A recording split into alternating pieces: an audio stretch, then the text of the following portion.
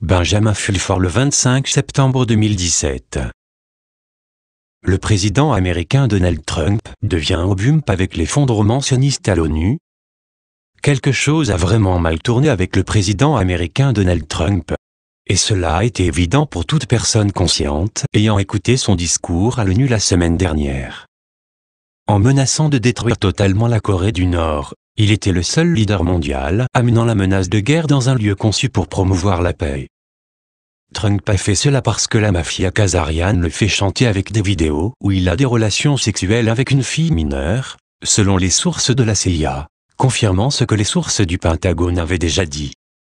Les sources de la CIA ajoutent qu'il y a aussi une vidéo où il tue la fille, mais c'est une simulation produite à l'aide de graphiques informatiques. Et les sources du Pentagone n'étaient pas au courant de ceci. En outre, Trump essaie de rester en vie et de protéger sa famille, disent les sources de la CIA. Si vous regardez cette photo du général de l'état-major de la Maison-Blanche, John Kelly, baisse la tête dans ses mains au moment où Trump s'écarte du texte convenu pour le discours, vous pouvez comprendre que les militaires américains ne faisaient pas partie de cette parodie.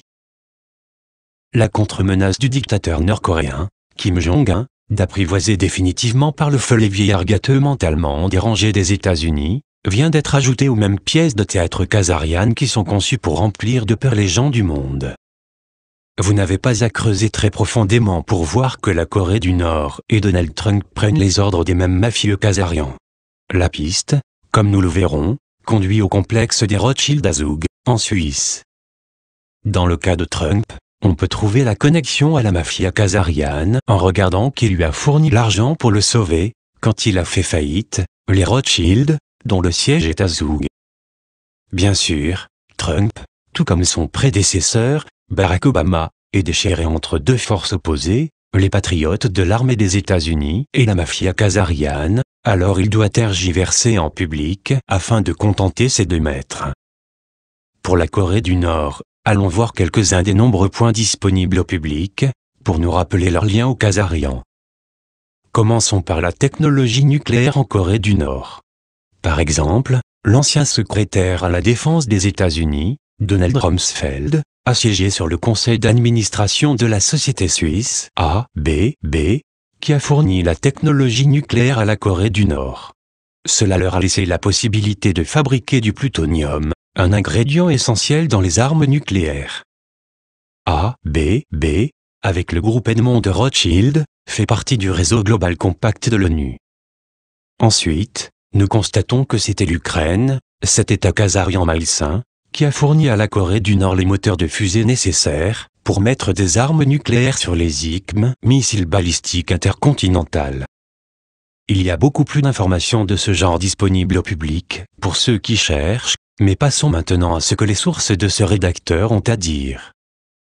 Tout d'abord, selon un membre de la famille Rothschild, alors qu'il étudiait en Suisse, le dictateur nord-coréen Kim Jong-un a assidûment été courtisé par la famille Rothschild, avec de belles femmes, des voitures de fantaisie, des boissons fines alcoolisées, etc.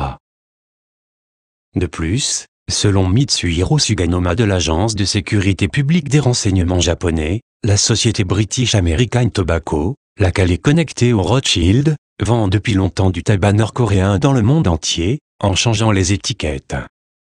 Le tabac n'est pas la seule drogue nord-coréenne vendue dans le monde entier.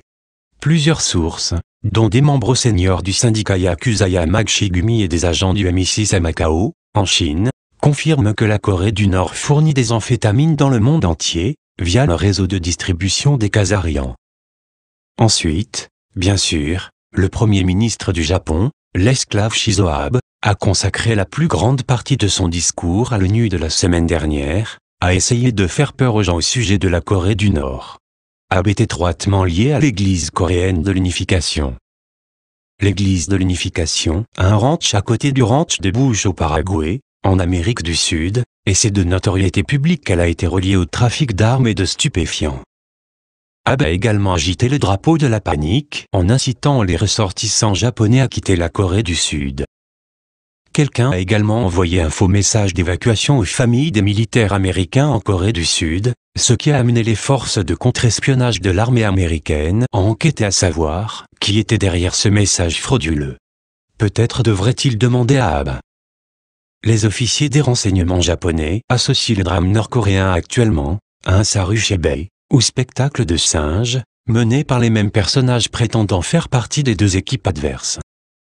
Les Nord-Coréens ont depuis longtemps reçu la promesse de la part des Khazarians qu'ils seront autorisés à créer une super Mandchourie, par l'intégration du Japon, la péninsule coréenne et la Chine du Nord, disent les sources de renseignements japonais.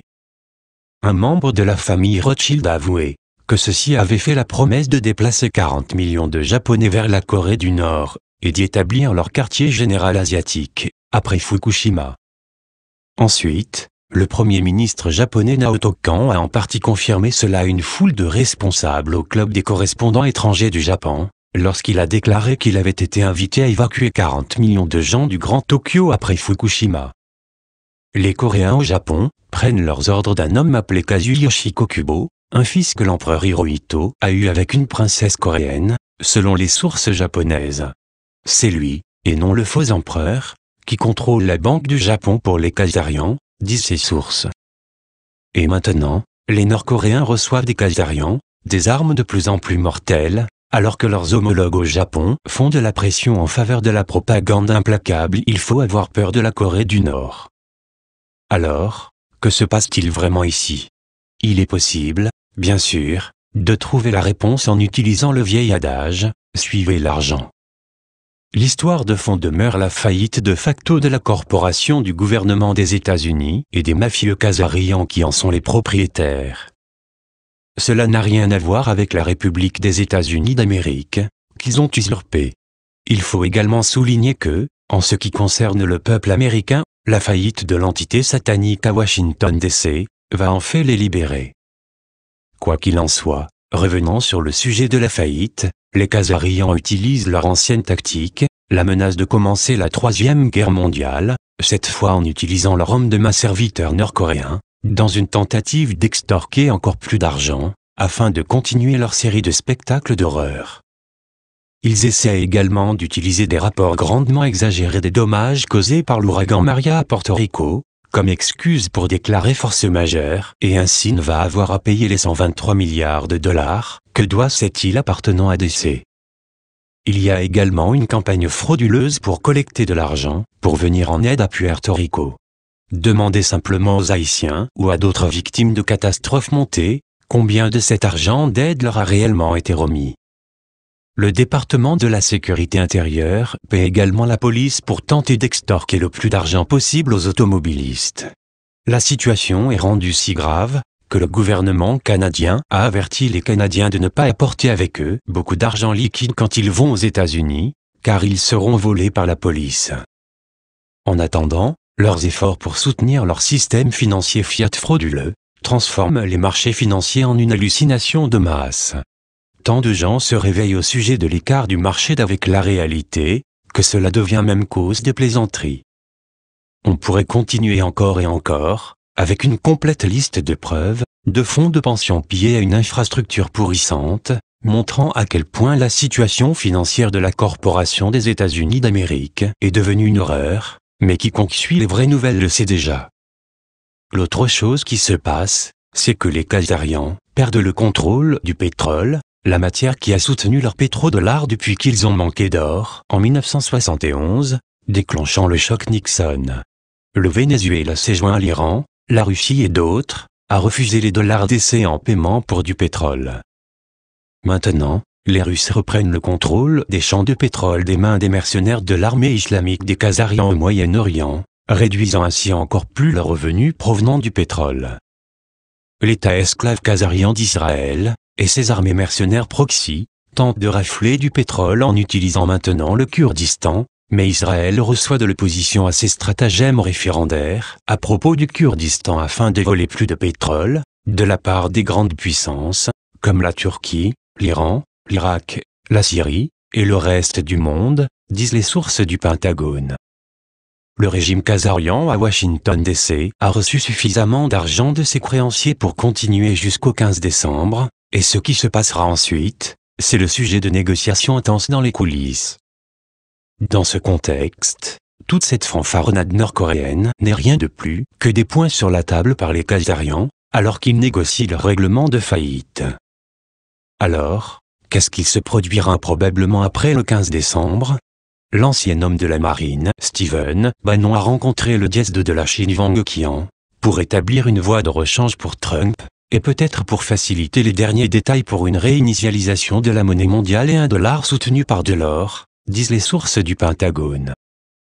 Wang mène la lutte contre la corruption, mais est encore en fait un tsar financier. Ceci peut durer plus de 5 ans, notent les sources.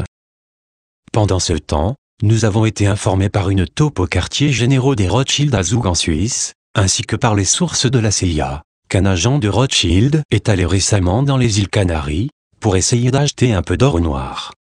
Quand il parle d'acheter un peu d'eau, cela signifie 100 tonnes métriques jusqu'à 500 tonnes métriques. C'est leur code, poursuit la source. Une source dans la famille asiatique Dragon dit également que l'aîné de la famille a finalement soulevé son gros cul et a libéré des fonds. Selon cette source, la première tranche d'argent ira aux militaires russes, chinois et américains qui seront utilisés pour nettoyer la situation en Corée, au Japon et ailleurs. L'expérience passée nous a appris à être réticents à prédire que les choses se produiront à des dates précises. Cependant, le 15 décembre est à surveiller. Traduction Estelle P.